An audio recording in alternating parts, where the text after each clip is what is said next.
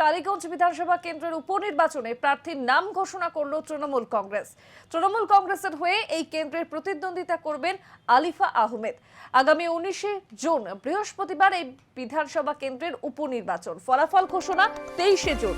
নির্বাচন অবাধ এবং শান্তিপূর্ণ করতেই নির্বাচন কমিশনের পক্ষ থেকে কেন্দ্রীয় বাহিনী নামানোর কথা আগেই জানানো হয়েছে। নির্বাচন কমিশনের তরফ থেকে সব ধরনের প্রস্তুতিও চূড়ান্ত। এই কেন্দ্রে উপনির্বাচনে তৃণমূলের হয়ে কে প্রতিদ্বন্দ্বিতা করবে তা নিয়ে চর্চা চলছিল বেশ কিছুদিন ধরে। সবার প্রথমে রাজ্যের শাসক দল তাদের প্রার্থীর নাম ঘোষণা করলো। নির্বাচনের দিনক্ষণ ঘোষণার পর থেকেই দলীয় প্রচার শুরু হয়ে গিয়েছে নদিয়ার কালীগঞ্জে। সবার প্রথমে প্রার্থীর নাম ঘোষণা করে চমক দিল রাজ্যের শাসক দল। গত ফেব্রুয়ারি মাসে এই কেন্দ্রের বিধায়ক নাসির উদ্দিন আহমেদ প্রয়াত হন এবং তার মৃত্যুর পর থেকেই ওই আসন শূন্য ছিল।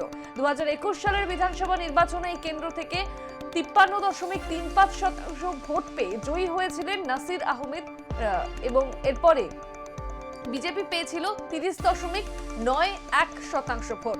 রাজ্যের শাসক দলে এই কেন্দ্র থেকে পুনরায় প্রার্থীকে জিতিয়ে আনার ক্ষেত্রে আশাবাদী বলেই মনে করা হচ্ছে।